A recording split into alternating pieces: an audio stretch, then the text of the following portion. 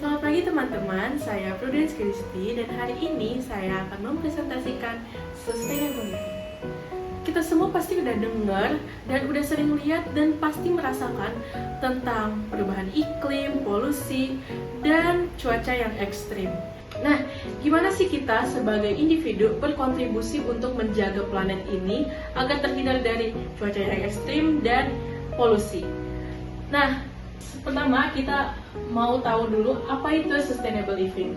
Sustainable living itu kalau dalam bahasa Indonesia kita menyebutnya dengan hidup berkelanjutan, yang adalah gaya hidup yang bertujuan untuk mengurangi dampak negatif terhadap lingkungan dan sumber daya alam agar kita dapat memenuhi kebutuhan saat ini tanpa merusak alam. Nah, kenapa sih sustainable living itu penting untuk kita sekarang? Aktivitas manusia yang berlebihan mengakibat cuaca ekstrim, kelangkaan air, energi, maka sustainable living memperhatikan keadilan sosial dan mengurangi kesenjangan ekonomi. Yang pertama ada perubahan iklim. Aktivitas manusia yang berlebihan seperti pembakaran bahan bakar fosil telah meningkatkan suhu global. Nah, ini adalah salah satu yang mengakibatkan cuaca ekstrim. Kedua itu pemborosan sumber daya.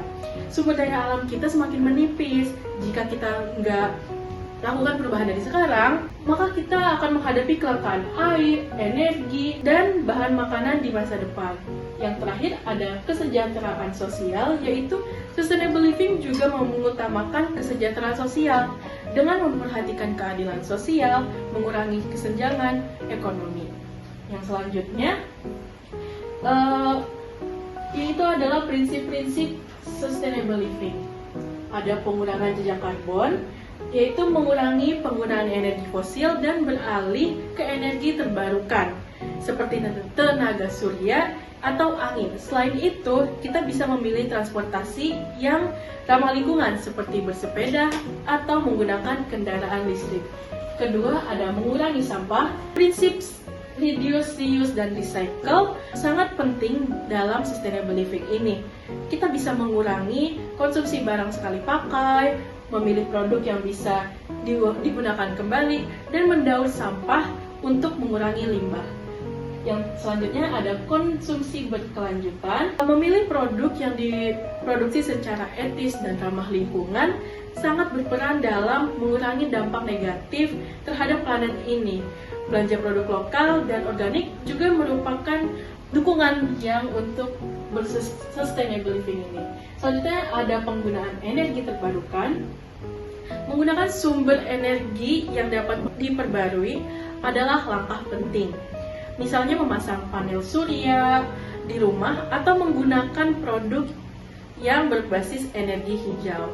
Terakhir ada pertanian dan makanan lokal. Mengonsumsi makanan yang diproduksi secara berkelanjutan serta lebih memilih produk lokal dan musiman dapat membantu mengurangi jejak karbon dan transportasi barang. Selanjutnya, gimana sih supaya kita bisa berkontribusi dengan sustainable living ini? Selanjutnya, kita akan tahu gimana sih cara yang bisa kita ambil. Yang pertama ada minimize single use plastic. Kita bisa mengurangi penggunaan plastik-plastik yang sekali pakai. Yang kedua itu kita bisa take care of your appliances. Kita bisa merawat dan menjaga perabotan, alat-alat rumah tangga yang ada di rumah kita, sehingga kita nggak beli terus-menerus dan kita bisa pakai di waktu yang lain. Selanjutnya ada support local business dan farmers. Kita bisa beli dan mengonsumsi produk-produk yang diproduksi oleh local farmer. Selanjutnya ada install low fixtures. Di masa yang maju sekarang sudah banyak perabotan-perabotan yang mendukung sustainable living. Contohnya saja ada keran yang dibuat untuk airnya itu nggak keluar terlalu banyak. Jadi kita bisa menghemat air dan kita juga bisa menghemat listrik. Selanjutnya ada tantangan dan solusi sustainable living. Pertama, kurangnya informasi. Banyak orang yang belum sepenuhnya sadar oleh pentingnya sustainable living. Oleh karena itu, edukasi dan penyuluhan sangat dibutuhkan. Selanjutnya, harganya lebih mahal. Produk berkelanjutan seringkali lebih mahal, tetapi dengan meningkatnya permintaan dan produksi, harga bisa lebih terjangkau.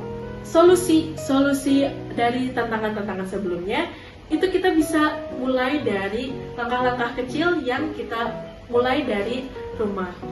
Nah, sustainable living itu bukan hanya tren sesaat, tetapi suatu keharusan untuk memastikan bahwa kita dapat terus hidup nyaman tanpa merusak lingkungan dan mengorbankan generasi mendatang.